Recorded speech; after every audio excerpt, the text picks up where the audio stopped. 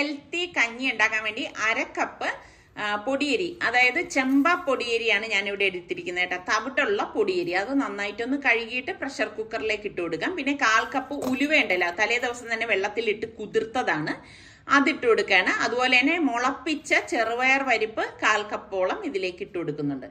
പിന്നെ നമുക്കൊരു 1/4 കപ്പ് കൊച്ചുള്ളി ഉണ്ടല്ലോ, അത് ഇട്ട ശേഷം ഒരു 10-12 വെളുത്തുള്ളി അല്ലിയും, ഒരു 1/4 കപ്പോളം, അതായത് ഒരു കൈപ്പിടി കറിവേപ്പിലയും, പിന്നെ പാലക്ക ഉണ്ടല്ലോ, പാലക്ക ഒരു 5-6 ഇല ഇതുപോലെ എടുത്തത്, അത്രയും മതിയാകും, ഒരുപാടൊന്നും വേണ്ട. ഇത്ര എടുത്തിട്ടുണ്ട്. അതും കൂടി ഞാനിപ്പം അരിഞ്ഞെടുത്തിട്ടുണ്ട് കേട്ടോ, അതും കൂടി നമുക്ക് ഇതിലേക്ക് ഇട്ട് കൊടുക്കാം.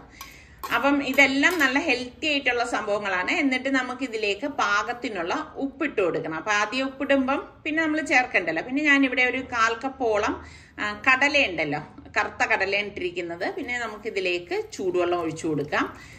ചൂടുവെള്ളം തന്നെ ഒഴിച്ചു കൊടുക്കാൻ പ്രത്യേകം ശ്രദ്ധിച്ചേക്കണം കേട്ടോ. എന്നിട്ട് ഓവറായിട്ട് വെള്ളം ഒഴിക്കേണ്ട ആവശ്യമില്ല. എന്നിട്ട് ഞാൻ ഇതുപോലെ ഒന്ന് ഇളക്കി കൊടുക്കുകയാണ് കേട്ടോ, എല്ലാം ഒന്ന് മിക്സ് ആവാൻ വേണ്ടിയിട്ട്. ഇനി നമുക്ക് അപ്പോൾ കുറച്ച് വെള്ളം കൂടി വേണമെന്ന് തോന്നിയപ്പോൾ ഞാൻ കുറച്ചുകൂടി വെള്ളം ആഡ് ചെയ്തിട്ടുണ്ട്. ഇനി നമുക്ക് പ്രഷർ കുക്കർ മൂടി വെയിറ്റ് ഇട്ടിട്ട് ഒരു 3-4 വിസിൽ വരെ ഇതൊന്ന് കേൾപ്പിച്ചെടുക്കാം, കാരണം അത് നന്നായിട്ട് വെന്തൊടയട്ടെ. അപ്പൊ ഇതുപോലെയുള്ള സിമ്പിൾ ആയിട്ടുള്ള റെസിപ്പികൾ, വളരെ ഹെൽത്തി ആയിട്ടുള്ളതൊക്കെ നിങ്ങൾക്ക് അറിയാമെങ്കിൽ ഇനിയും നിങ്ങൾ ഷെയർ ചെയ്യണം കേട്ടോ. അപ്പൊ ഇത് കുക്കർ ഓഫ് ചെയ്ത് സ്റ്റീം പോയ ശേഷം ഞാൻ ഓപ്പൺ ചെയ്തു.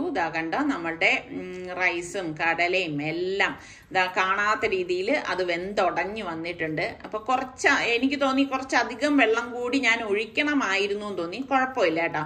അപ്പൊ ഈ സമയത്ത് നമ്മൾ ഇതിലേക്ക് ചേർക്കുന്നത് തേങ്ങാപ്പാലാണ് കേട്ടോ. അപ്പൊ തേങ്ങാപ്പാൽ ഇതുപോലെ എടുത്തു വെച്ചത് നമുക്കിതിലേക്ക് ഒഴിച്ചിട്ട് എല്ലാം ചേർത്തിട്ട് ഒന്ന് ഇളക്കി കൊടുക്കാം.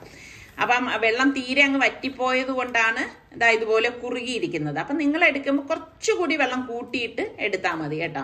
കാരണം എല്ലാം കടലയും എല്ലാം ചേർന്ന് ചെറുപയറും എല്ലാം ചേർന്നുകൊണ്ടാണ് വെള്ളം അത് പോരാതെ വന്നത്. അപ്പൊ ഈ ഒരു പരുവത്തിലാണ് ഞാൻ എടുക്കുന്നത് കേട്ടോ. അപ്പൊ അടിപൊളി ഹെൽത്തി ആയിട്ടുള്ള കഞ്ഞിയാണ്. അപ്പൊ ട്രൈ ചെയ്യാത്തവര് ട്രൈ ചെയ്ത് നോക്കി കഴിച്ച ശേഷം ഫീഡ്ബാക്ക് തരണം കേട്ടോ, എങ്ങനെ ഉണ്ടായിരുന്നു എന്നുള്ളത്. ഈ ഒരു കഞ്ഞി ആർക്ക് വേണമെങ്കിലും കഴിക്കാവുന്ന ഒരു കഞ്ഞിയാണ് കേട്ടോ.